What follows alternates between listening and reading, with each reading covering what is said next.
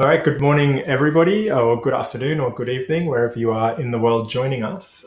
Today, we've got a really interesting project and a really interesting person to talk to. This is Beets. Good morning, Beets. How are you? Joining us from Melbourne, I believe. Yep, yeah, hello everyone. I'm in lockdown at the moment. Hopefully, Uh, I think they're announcing today that we're out of it, but yeah, it's been good that's cool. productivity. And so we're going to talk about your project today called Here and Now, which I think is edition two. It's a Yep. live, immersive video NFT art experience mixed with dance and all sorts of things. And like I've got it up here. We'll have a look a bit more in depth in a second. It's mind blowing to me coming from a video background what you're trying to do here or what you are actually doing. So yeah, just please talk us through kind of where the concept came from and all these kind of different moving parts that you're putting into this. Yeah, sure. So, I suppose to talk about kind of what I specialize in, maybe that'll help feed Yeah. into how this project sort of came to play. So for the last 2 years, I've been really focused in on creating live film experiences, and what that means is it's essentially a film that is shot, performed, and edited live. So everything is done in real time. And the first project I created was a project called In the Shadow It Waits, and it was a live horror film, 45 minutes long, and it was essentially that. It was a feature film. The actors were moving around. It was all done in lockdown. The actors were moving their cameras around. I was editing it. There's live music done at the same time. Everything was just done live. And that did really well, and it went to festivals around the world and premiered at Raindance, and it kind of got me thinking. I think there's really something in this form, in delivering things that happen in the moment and sort of appointment viewing, kind of like taking back the ideas of what kind of TV was back in the day before we sort of entered this really sort of kind of really mass-produced streaming platforms, and where things don't feel spontaneous anymore. And I think that was Mm. that was sort of what really got me into this concept and also the risk involved. What these projects are, they're highly risky, High stakes, because very high stakes. high stakes. Like anything can go wrong at any moment, right? I mean, this project that I just did called Those Left Waiting, which is it's a live documentary, and it's a 45-minute film, and it's shot by refugees around the world. So they're all in their situations from Syria to Kenya to Indonesia, and they're all in camps around the world, and they're filming their stories, and they're showing us their lives. And internet quality in these camps are terrible, but you kind of that's also what is so exciting and relevant about the project, is that you don't have access to these things, and that this is happening there and now, right, or here and now. And and I'm drawn to that kind of spontaneity and risk, because I think that's where the magic happens. Mm. So Yeah. yeah, and as a side thing, not a side thing, for years now, I've been really invested in virtual reality, and that's how you can see a bunch of headsets there.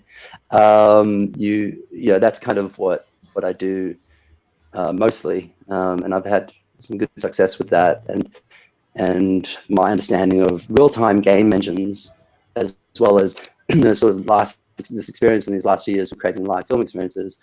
I was just like, why don't I just join these two things together, create a virtual world and project art, and create sort of real immersive experience inside this world, and kind of look at how to push the idea of what a gallery is. Yeah, and that's kind of where That's the really where the cool. project started. I really like that idea. I mean, these conversations that I started, they started with these kind of 3D virtual galleries where, we were able to put the NFTs up or the artworks up in these 3D spaces and have a walkthrough. And then, Mm, with the magic of live streaming and everything, we put two people together on screen like we're doing now, and we talk about the art, and we can really go mm, into the details. And it's like having a curated experience with the artists themselves. Well, it's not like it. It is. It's an actual, virtual gallery conversation with the artist. But anyone from anywhere in the world can join. And just going back to what you Definitely. said about television earlier and kind of bringing into the internet space what TV used to be. My dad was a live television director for the BBC back in like the Wow. 60s and 70s when they were doing a lot of these kinds of ideas. But you were very tied to the fact that if you were somewhere else in the world, you needed your national broadcaster or a broadcaster to kind of host the signal. There was, very complicated equipment involved, rights, all this kind of stuff. And I guess what's beautiful with this space of the internet is like we just plug it in to Wi-Fi or an Ethernet cable, and then anyone anywhere with a connection can join, or not even just join and watch, but join and participate, or join and actively narrate, like you were doing with your refugee story, where it was people all around the world from mobile phones and devices kind of telling their story. Yeah. It's just fascinating what you can achieve now. And I think this is where, to me, the internet's really stepping into that world of, well, what does TV even offer anymore? Apart from that kind of, like you said, heavily produced, heavily kind of manufactured storytelling. This is where the magic is to me, is these moments that that you are creating here. So yeah, hats off to you, man. I'm really, really interested to dive into this and have a look around. Thanks. And also thanks for buying my first NFT up on, the refugee NFT that we put up. All the proceeds went to them. So that's just super, super helpful.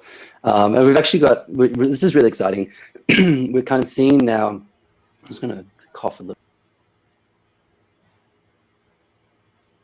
Shouldn't be coughing in lockdown. But yes, there's really interesting things happening now with the refugee project. Just talk a little bit about that a little bit more, because what's happening, I think, is I'm being approached by sort of more IRL kind of events now, and incorporating these real digital experiences. And so at the Melbourne Film Festival, if it goes on in 3 weeks, in 2 weeks, we'll be actually sitting in the cinema like they did with the piano player at the front of the cinema. Instead, it'll be me and a composer, and we'll be sitting in front of the screen while we live edit and compose this documentary with an audience behind us in the cinema. So it's what's fascinating there is I get a sense that it's not. You get a sense that people are hungry for, especially because of COVID, especially because we're more willing to experience these digital moments and kind of take that plunge into it, right? And you get a sense that people are hungry just for something different. And I think, the entities, the how much innovation that's happening in the space is just primed for us to have these conversations on what film, what art, what theater, what poetry, what does all of this mean, and how can it just be mashed up to create something interesting. And I love that those things can then be transferred into physical spaces, because then you're looking into not just digital experiences, but digital led experiences that are bleeding into the real world. And that's kind of beautiful. Yeah, wow. And I don't think it can be stressed enough just how liberating the let's call it the NFT world, or the crypto art world, or whatever you want to call it, it is, for creative people. Like in the past, to do something like this, sure, you could do it and potentially find an outlet somewhere. But if you wanted any kind of community or backing around it, it was very difficult to potentially, access funding or get the nod from a broadcaster or things like this. But here, by kind of, in my mind, smart contracts have kind of removed that middle person, that industry that kind of was the gatekeeper to a lot of these things. And now you can connect directly to an audience. So you have the idea, you build this thing, I buy the NFT on hand, and away we go. You know what I mean? Like there's no need for anyone else to kind of come in and interfere with that process and kind of shape it how they see fit or for their purposes. So completely. Are you finding the artistic freedom really liberating? Yeah, I have trouble seeing how this project could exist anywhere else with the audience response that it's had so far. I've been so humbled by how willing It's not surprising, actually. I mean, everyone in the space is kind of doing this. They're pushing things. So it's not surprising, but I feel like in artists who are kind of willing to experiment, and that's this world that we're in at the moment. This project makes sense. Whereas as soon as I try to tell someone else about this project, I think I'd get 10 people, and they'd be friends and friends of friends, and it's a very, as we'll go through it, it's not a small project. It's a very complex project, and I'm 100% losing money on this thing, right? Like, to build the world and the time that goes into this, it's incredible. But the fact that I have audiences coming into this, and I've got over 200 at the moment, it just makes everything worthwhile, because I know that it enables us to have these conversations. And for edition 3, who knows what we could do with that, right? So it kind of, instead of making something and being really disappointed by the amount of people that come to watch it, because that happens. You make something that you think is amazing, no one watches it, and that kills a project. Right now, like, people are there, people are willing to be part of it, and because of that, like, I'm just so sort of flowing with ideas and energy to collaborate with people and to create, sort of push what this project is even further. And I think that's like, there's just such an excitement to that. I'm like buzzing, man. I'm so like, especially this morning, because I announced the Laurence Fuller collaboration last night. That's huge. That's really huge. Well done. He's such a good guy, and he's going to be, he makes sense. He's a performer. That's what he does, right? So it makes sense for what this project is, and it's just been a really incredible morning of people responding and jumping on board. So you've caught me at like a moment. That's cool. I feel like it's almost always that kind of a moment in this space, because I mean, where else do you get performers, painters, sculptors, VR artists, video producers, collage, digital, 3D, VFX, like, all in the one space, collaborating, creating, and the thing that blows my mind is all this is built on top of a financial, a currency protocol. Like, the fact that the economics and the currency is kind of built into this, so it's not based on vanity metrics of likes and follows anymore. It's literally built on sales and royalty streams and all the things that help to create a sustainable industry. I don't know, it's early days and we're all figuring this out, but just to kind of have the opportunity to build creative projects with such a broad variety of people on top of a financial system is, I don't know if we realize how kind of lucky and we are sometimes. Like, it's mind-blowing. Oh, totally. Like, I've just joined this sort of world, and I've had a couple of friends who've been really amazing. Like Giant Swan, he's just been really, really supportive and helping me and kind of talking me through like how this all works and stuff like that, and like seeing it now and being part of it. For years we've been talking about sort of convergence. I feel like I've heard this word convergence of multimedia, convergence of storytelling.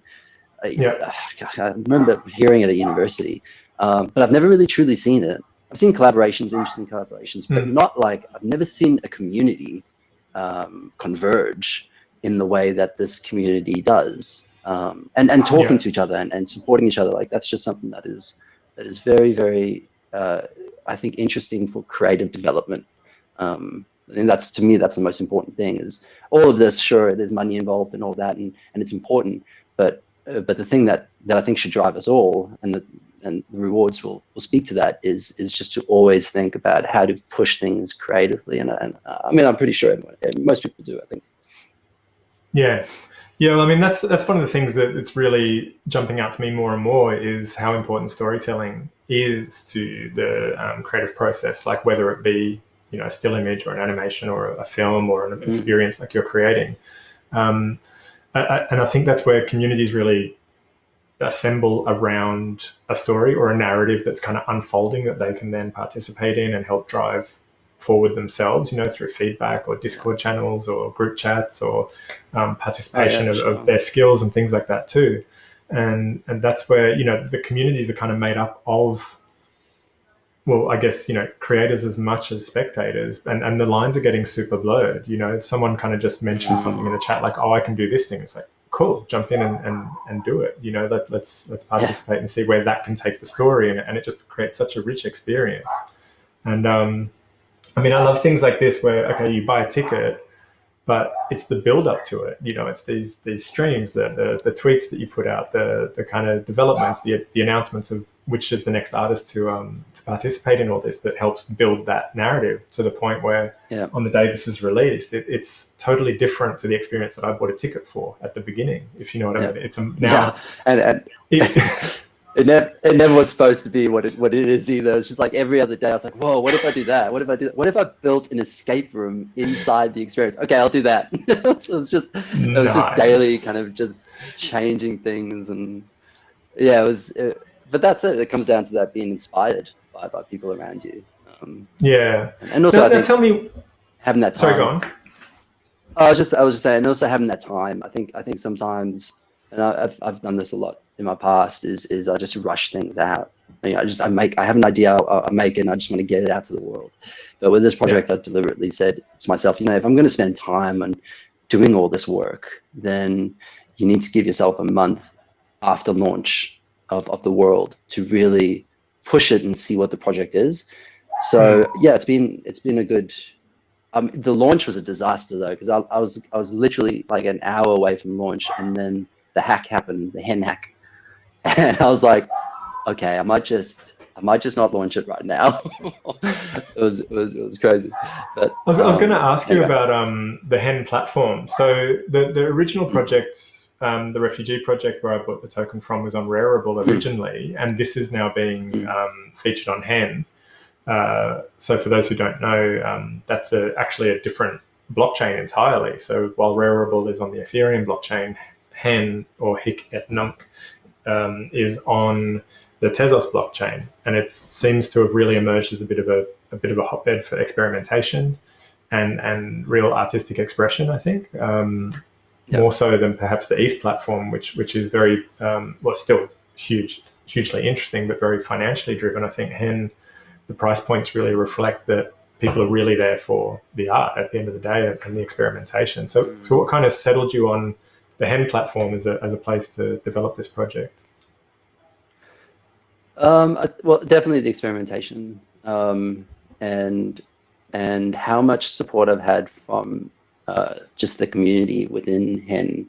A lot of developers, I've reached out to a bunch of developers before I started making this, asking them what's possible, and these ideas and how to, if they're even possible to kind of pull off, and so many people gave their time to this, as well as just some individuals on Twitter who saw the edition 1, which is a vastly different project, and they really loved it, and they encouraged me to kind of continue pushing it on hen, and those early conversations that I had were really kind of quite important in driving this forward and in delivering it on this platform, because they really opened up the space for me in terms of the community, and they introduced me to people, and then it just sort of snowballed.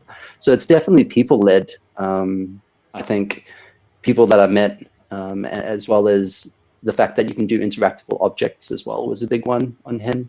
I know you can do it on some other platforms now, but or they plan on doing that. But that was a big decision as well, because seen artists like Sven Builder, who makes those, not my screen, your screen, makes these beautiful generative pieces, and he's doing so well now.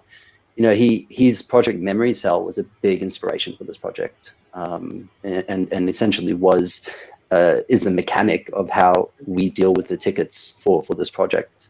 So yeah, just a bunch of inspirations that came from it and collaborations, and I think I'm definitely going to stick with hen. There's no doubt about that. But I am interested in reaching wider audiences and seeing how I could customize this for another platform.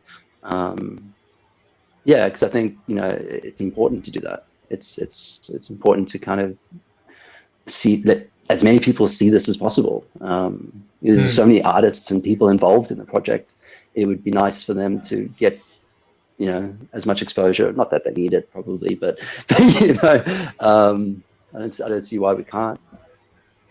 So I've got one more question before I'll hand it over to you to do a walkthrough. So I've got Sure. like a lot of stuff going on here, and so you'll have to forgive me if I kind of turn away and click some things to make the sound come through from here to the stream so everyone can hear it in a sec. But just before we do, I just wanted to ask about when you're creating a live experience, as you're doing with this, how do you then preserve that so that people, or do you preserve it? Is it something that if you weren't there, you don't see it? Or is this something that you can come back to and say, watch a replay? Or is it going to be reproduced so that it's different every time it's performed? What's your view on that? Yeah, that's something that I've thought a fair bit about. I was quite, with the previous projects, I'm very strict about people being there and seeing it and watching it live and not a recording because of the way it's intended, especially with those which are they're strictly film experiences. It's like an embed on my website. There's no interactive environment. You just watch the film. And to watch a recording of something that is supposed to be experienced live it's like watching a theater play, a recording of a theater play. It's terrible. But this is different. This is so much more than just the film. This is kind of an experience in itself in the way that you walk through things, you open doors, as we'll go through. So for this, I'll keep the recordings, the live experience recordings, up for about 2 days, just so that it gives room for everybody who bought a ticket to come watch it. And also, one thing that is really tricky is time zones. For anyone in Australia, I'm live editing and creating this thing at 3 a.m. in the morning. It's just it's craziness, right? Like, to be alert at that time, and for you to expect your audiences to be alert at that time is you can't. So for pretty much Asia, time zones, you sort of got to consider that. So yeah, it'll be live for 2 more days after that. Cool. All right. Well, I might recordings of it. Yeah, absolutely. And so does the ticket, like the NFT ticket that you burn and you get this gives you. So just so I understand and I can explain to people, so you buy a ticket on hand, you get a token, an NFT token. You then send that to a burn address. You burn it on hand, and you will then be sent one of one uniquely generated NFT entry. Correct? And that's generated from your wallet address. Okay, and then that unlocks the world that we're about to go and look at, this virtual reality world that you've created. All the doors kind of open, and you can then go and experience the thing. Yeah, exactly. It's so cool. Like, this is stuff we were imagining 20 years ago with friends of mine. Like, we'll build a website, it's going to be 3D, and it's like a lounge room, and there'll be like TVs, and then like, here it is, and you're going, damn, it's really cool. Oh, that's cool. It's very cool. Cool. So I might hand over to you. Just give me 5 seconds, and I'll switch all the audio feeds and everything, and then I'll go full screen, and you can give us a guided walkthrough.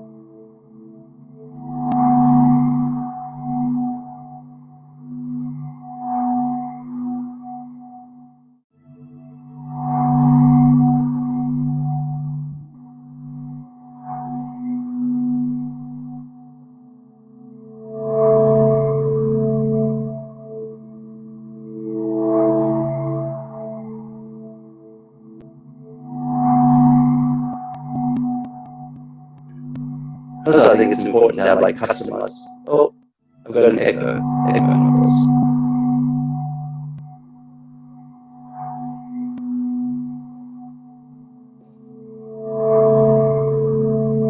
you click on the screen, that'll give you full access to the window.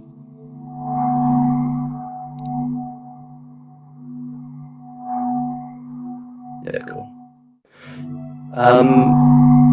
I can hear a really bad echo. I'm not sure if you can hear that.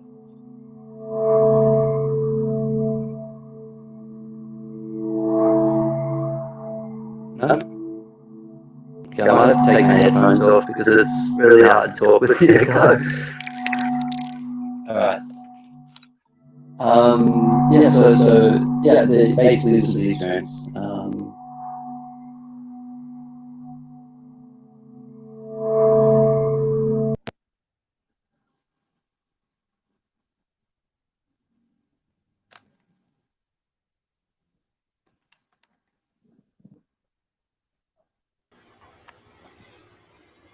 Yeah, sorry about this, Michael. It's just getting these audio feeds crossed over a little bit. Can you hear me? Yeah, I can hear you. Yeah, I'm sorry. We're just getting the audio crossed over a little bit. It's probably just got too many feeds going on at one time. But maybe if you take your headphones off, like you said, and just narrate as we walk through, and then when we kind of come back to have a chat afterwards, we can put it back on. So everyone forgive us, there'll be a few little clunky transitions happening, but I think it's really important that you all kind of get the sound of the experience as well, because is it Aston Archer who's created the kind of soundscape for this room for you as well? Yeah, exactly. Yeah, Aston Archer. He's done an amazing job. So maybe just take your headphones off and we can hear you. Yeah, as long as you've got the microphone handy. Sounds good. Okay, cool.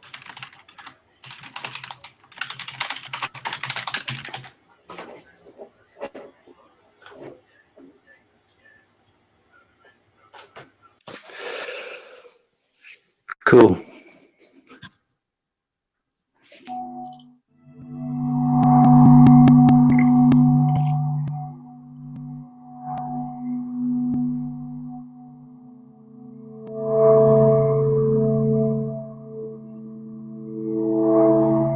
Awesome. Yeah, okay.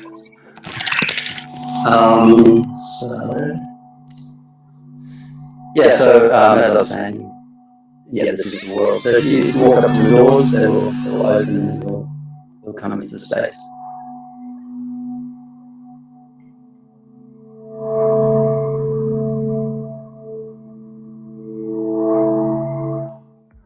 Cool. So this is essentially the foyer of the room. This kind of movie tracking what I have, and I really love it. Just like I feel like it kind of sets the tone. All the art in this room is by Kathleen, who is a French collector. So I contacted her halfway through, about 2 weeks ago, and I was like, hey, yeah, I love your collection. Do you have any that you like to put up? And she was keen, and you can see a bunch of art on the walls.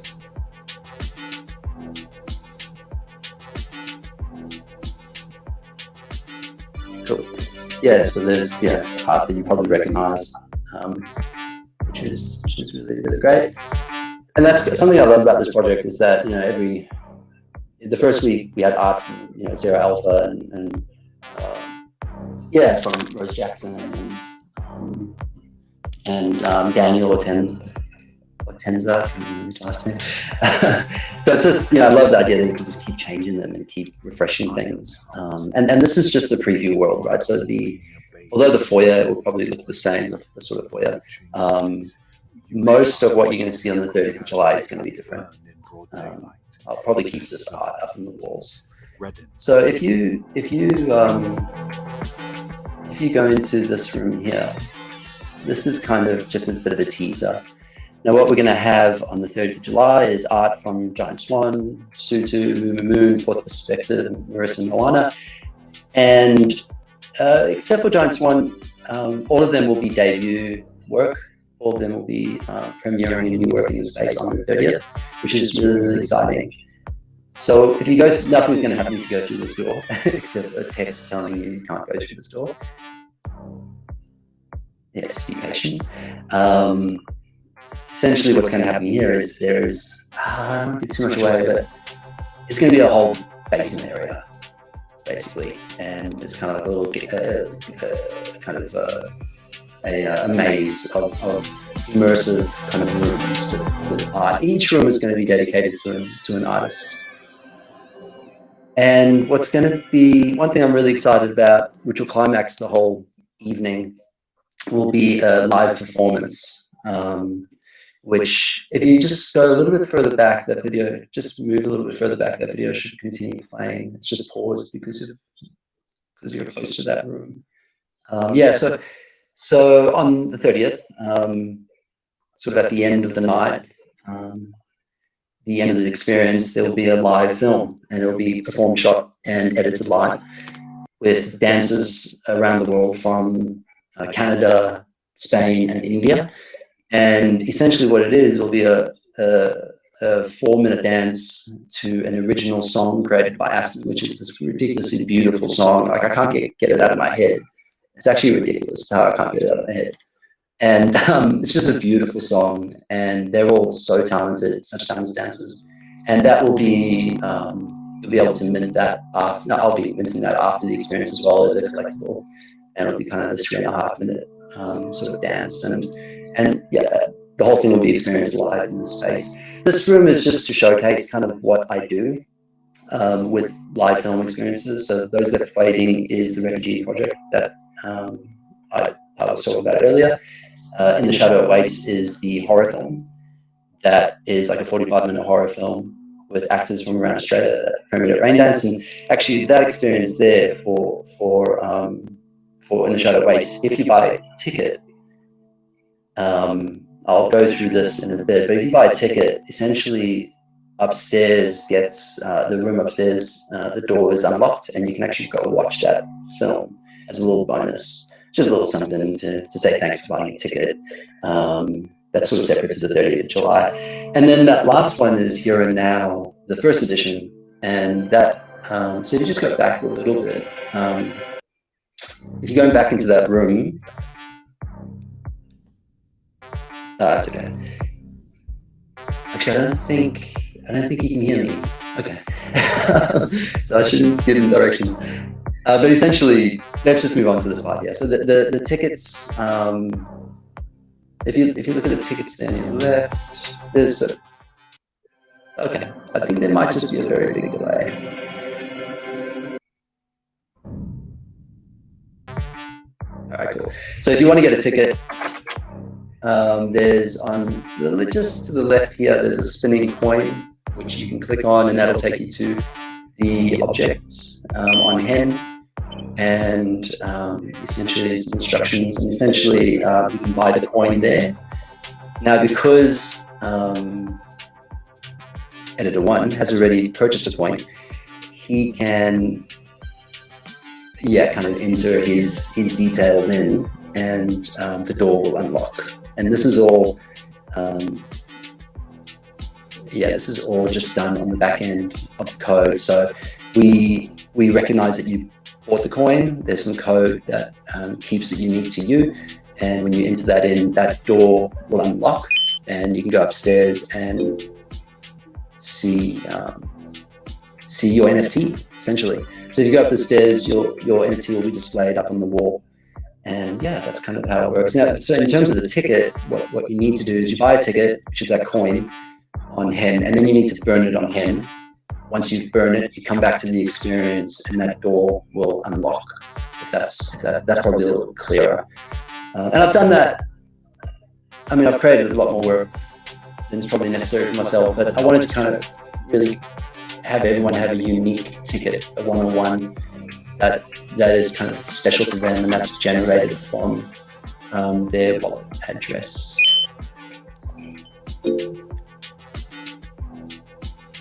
So I can't see what you're doing, but you'll need to enter your details there.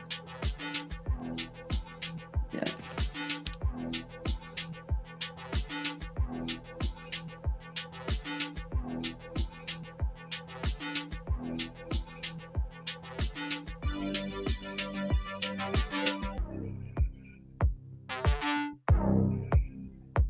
There There you go. Cool. Now the door will unlock.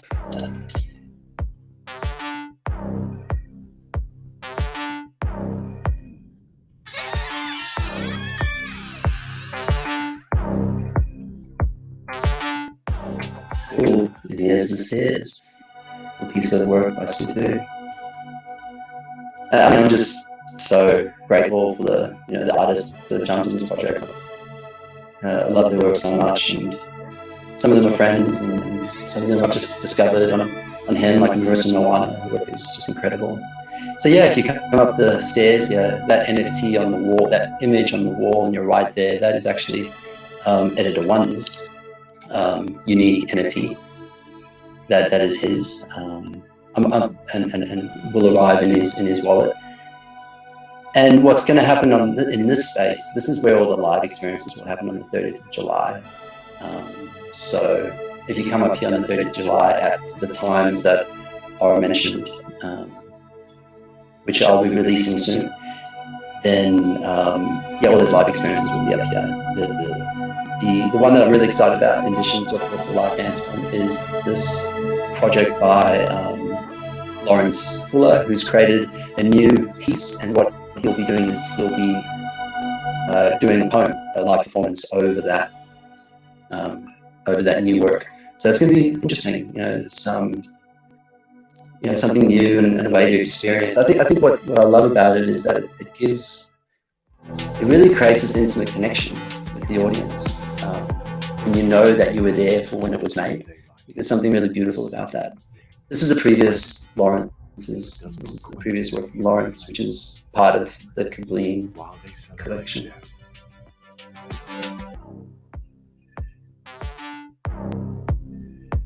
Yeah, and I mean that's pretty much it. This is just the preview world, so can't give you too much. Got to leave a little bit for the 30th, otherwise I don't think people would buy tickets. But yeah, that's the preview, and yeah, I'll probably wait for you to come back online through audio and chat through some questions or anything else.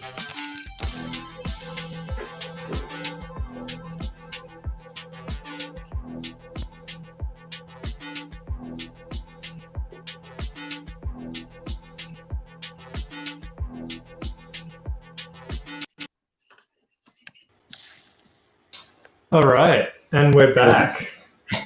Could you hear me when I was talking? I could hear you with about a 15 or 20 second delay, so I was listening to the YouTube feed. Yeah. So yeah, I think we did it. I think we did pretty well. Turn around, and then 20 seconds later, you turn around. But I just have to say, holy shit! What have you created? That is such a cool experience, Beets.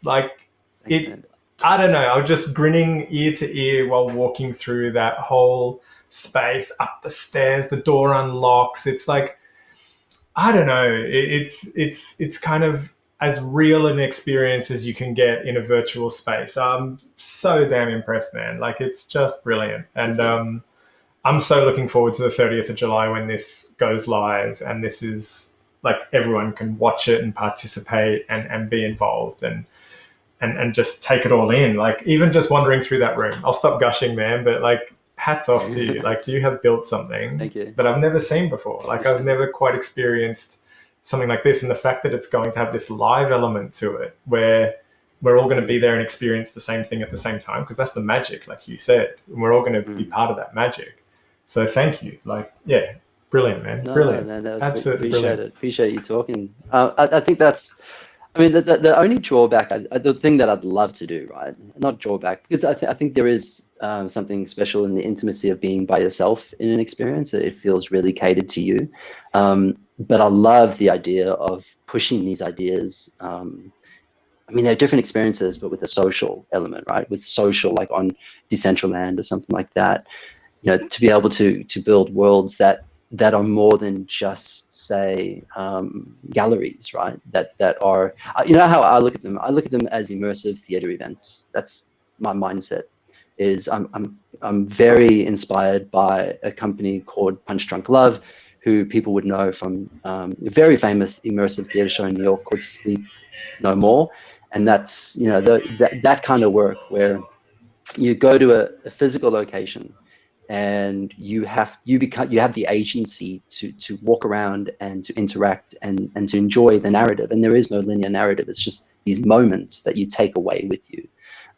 That's kind of what drives pretty much everything I do. But specifically with this, it's like, how do I make an immersive theater experience, essentially? And that's kind of what I hope to push it towards. Yeah, I mean, it's almost more like than a theater experience, though.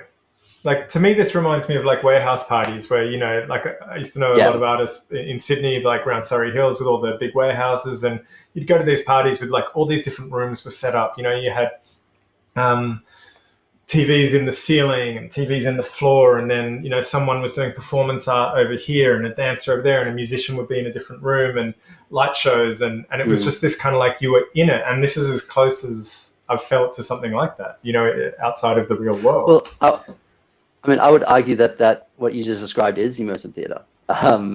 True. It's just the word theater gets in the way a little bit, but maybe just saying immersive experiences is probably more clearer. But yeah, that's the point. And I think, you know, I've always loved collaborating with people. That's been something that's driven most of what I do. And you can see it in the things I make. And to be able to just like reach out to someone on Twitter and be like, hey, I'll make the room for you. Like I'll make your room immersive. So it's not just a picture on a wall. It's just like the room is dedicated to you. Like it's got, it has a feeling of your work in the lighting and the props and all that kind of thing. I mean, I'm limited to an extent now because of budget and you know, sort of what I can do. But you know, as soon as these ideas start growing and I can sort of fund larger projects, I imagine the spaces you can make, right? Not just going, here's four walls to put up your work. What about creating an entire little narrative, a journey to get to that work? And that's like, that's where the magic happens, right? Like take someone like, I mean, Sutu, for example, he's doing that, right? With his Sutuverse, and he's pushing these ideas in similar ways. It's like, how can you take his work to build an environment and a world where the work makes sense, and it's not just an image on a wall or a video on a wall, because we can do that virtually now, at least. And what do you think about this idea of metaverse avatars? So, you know, you might be able to then have a visual representation of yourself within these worlds that you could then potentially be a participant or a performer within the space yourself. You know, you could actually help to create the art with your 3D metaverse representation of you. You know, that's all these ideas of things that are being built out. Would you look at incorporating something like that in the future as well? I'd love to, if I had the scope. You know, if there was a possibility there to do something like that. The only problem with platforms that kind of exist already, as opposed to creating your own sort of experience, is that you can control the feeling of it, and you can really create something that has a specific mood. As you can tell with this, like this piece is very moody, right? Like I'm not sure I can push it moodier, other than like moving really into a horror space, because it's I was almost expecting to open the door and find like a hanging carcass and some fly sound effects and things like that. At one point, I was like, where is he taking me? Where's he taking me? There's one room on the 30th of July that is spooky as hell, and I can't wait for people to see it. It's dark and twisted, and it's the fourth perspective room, whose work is kind of course, it's got a tinge of darkness to it, right? And big shout out to fourth perspective. I think his work is awesome, and like I really enjoyed, and that room happened completely. You'll see it, a complete accident, like how it turned out. I just clicked a few things accidentally, and I was like, oh shit, this is amazing. This looks so creepy. And I kept it. Nice. But yeah, I think, so to go back to the avatar question, I think that's the thing that I always struggle with a little bit, is that when you start plugging into other platforms, which is going to have to happen at some point, you're kind of bound by the aesthetic, and you don't have control over the mood and the narrative as much, especially with if you have avatars in the space, then you're really like, you're defining what people look like in a space, and how people, you know, and gestures and all that. Whereas I think sometimes for some projects, I think it does damage to to the overall feeling of it. You know what I mean? Like if you have avatars that don't match the world that you want to create, then it becomes a little bit, I don't know, it becomes a little strange to me. Whereas this invisible sort of moving around, you can kind of imagine yourself there a little bit more. Well, it's the first person perspective, isn't it? As opposed to that third person, you know, like the first person shooter games and things like that, where you are in the world rather than being a driving a character through the world kind of thing. It is interesting. I don't want to say it's like, I don't want to say that I think these other platforms are going to be, they're massive, right? They're expansive, and I'd love to be involved with them somehow. But yeah, and I think what I was saying originally to start all this off, I think, was I'd love to make them more social experiences where people can interact with each other in the space. Because I think that's where the magic happens as well, right? Where you're able to talk to someone.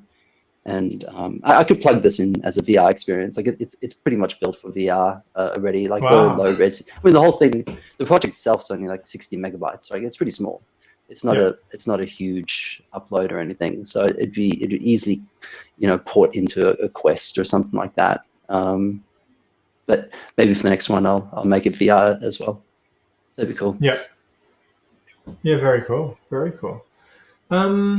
Is there anything else you wanted to run over? I mean, I just want to also, actually, before you do, I just want to give a huge shout out to us Aussies. Like, we are kicking ass. Like, a lot of the artists you mentioned are Australian.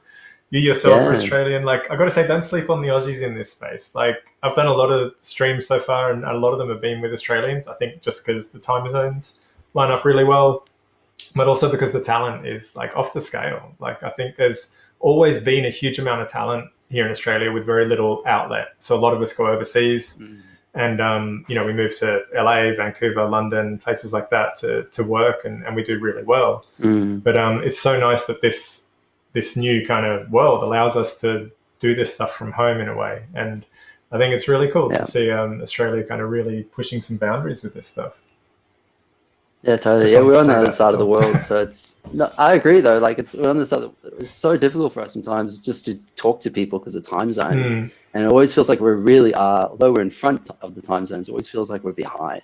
Like it always feels like you're catching up. But I think, although it's like super late hours, this is kind of nice where you can actually feel like you're part of the conversation, rather than kind of seeing something and then being like. I can't go to that because it's 20 hours away from me.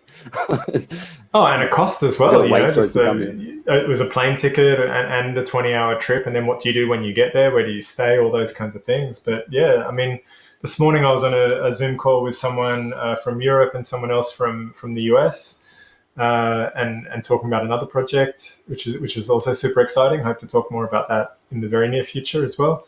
But yeah, I'm loving this world. I think we're living more and more digitally. We're kind of, it's becoming seamless, this transition where you kind of dip in and out of, okay, we're in the physical world, but I'm picking up this device and I'm now attached to this digital world.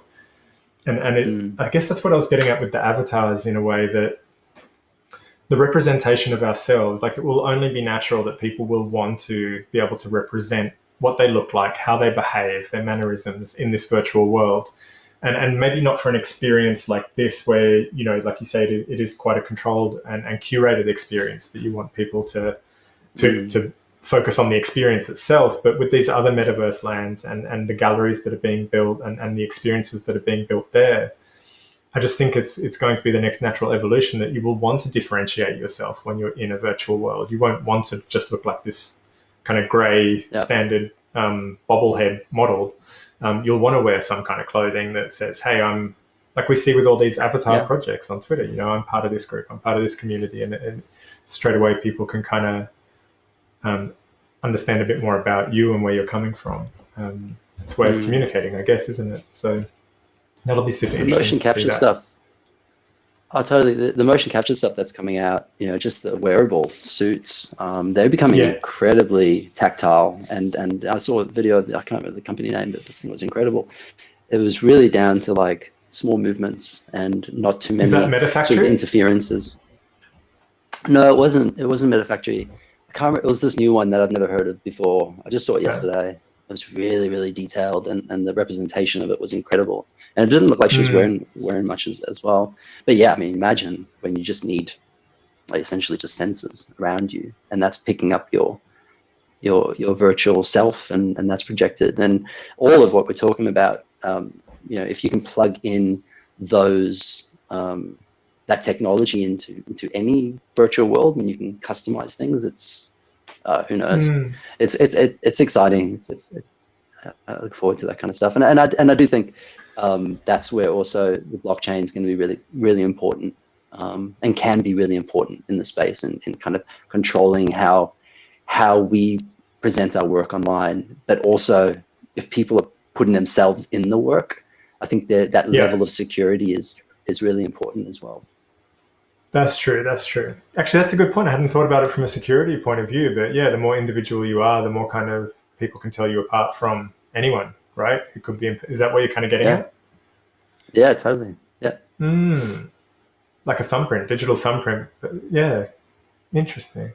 Man, every day in this space, and it's just like, okay, I'm going to have to think about this. I think my screen time is up like 380% week on week. It's exponential at this point, how much time there is to spend just taking it all in. Just really quickly, where can people get a ticket and find out more? I'll post the link in the replay so that people can get it, but can they just hit you up on Twitter or something like that? Yeah, so if you you can just hit me up on Twitter. My handle is Wide Awake Beets. I'm sure if you just search Beets, I'll come up. That's B-E-E-T-S. B-E-E-T-S, yeah, and it's actually my name, like it's my last name. And the other way you can do it is just go straight to the experience and do it. See if you want to jump in on the 30th of July, and you can get that at wideawakeprojects.com/here-and-now. So wideawakeprojects.com/here-and-now, and yeah, you can get a coin directly in there as well. But the third option, if you go to my Twitter, is you can actually just buy the coin directly, and all those details are up on my bio. Yeah, cool. And there is a bit of a process, like we said, with the burning mechanism and all those kinds of things. So if anyone runs into any trouble, I think there's some pretty clear instructions, but also I'm sure you'd be available to help people out. Yeah. If they send you a message or, at you on Twitter or something like that. Totally. Awesome. Man, once again, I can't wait for the 30th. Like, you've got some big names. You've got some really interesting art. It's the experience, like I said, it's unlike anything I've kind of seen, and I'm loving. So you built this on Unity, is that right? Yeah. Yeah, so I'm loving seeing like Unity and Unreal Engine and things like that. Like these, essentially they were developed for gaming and I guess have moved into now high-end filmmaking and things like that, and now making its way into web experiences, and really excited to see where that interaction between coding, visual, 3D, virtual worlds, art, commerce, all kind of intersects. Yeah, it's an exciting. I think all those things you mentioned is really exciting to experiment with, and they're not perfect. WebGL is. This is WebGL. WebGL has got so many difficult things that you have to bypass, just like the mouse cursor, because the browsers just block everything, right? The browsers don't want you to connect to anything because there's security. So like all these things like JavaScript that are kind of going through different protocols and stuff like that, scripts that are kind of bouncing around just for you to click on a window that'll open a new window. It's like 3 things are happening just for you to open a window, which is why in Experience you have to click twice, because the browser's going first click, no, blocked, second click's okay. So weird. But yeah, anyway, I'm rambling now. Thanks so much for doing this as well. It's no, honestly, my pleasure. Thanks for joining in. So it's going live on the 30th of July. So the website again is wideawakeprojects.com/here-and-now, or you can hit up the man himself on Twitter at wideawakebeets, B-E-E-T-S. And I just want to give a huge shout out to all the artists involved, everyone who's collaborated on the back end with you, and the community that you're kind of building around all this as well. So get yourselves a ticket. Plus you get that awesome artwork that's generated unique to your address as well. So that'll just be an awesome memento and a bit of NFT film history. Also want to give a shout out to the NFT filmmakers group that we've got happening on Twitter. If anyone is a filmmaker in this space, get in touch with myself and we can add you to the group as well. Got a really nice little group of people really thinking about how we push boundaries with this stuff and what the future looks like. So once again, Beets, I appreciate your time. Thank you so much. Best of luck for the launch, my friend. And I'll be watching very, very closely, and I'll be there on the day with you. Awesome. And I just want to give a quick shout out as well to Aston Archer, who does all the music. This guy is like a talent, a freakish talent, and you've got to check him out. His music is incredible. And some of his music will be available as well that you can get on the night. But I just wanted to say that quickly because the guy's a freak. All right. And I believe he's Australian as well. Yeah, he is. Yeah, he's from Melbourne. Never met him. Melbourne's where it's at. You're all down there, and here I am up in Brisbane. I think there's a few of us up here, but yeah, Melbourne is definitely the place to be for all this. But anyway, thanks again for your time. Really appreciate it. You've probably got a million things to do today, so I'll let you go. And thanks everyone for tuning in and watching. I haven't been able to monitor comments or anything like that. I've just got way too many things going on in this room, but I'll check them all out and respond to them a bit later on. So thank you very much, and we'll catch you on the next one. Awesome. See you later.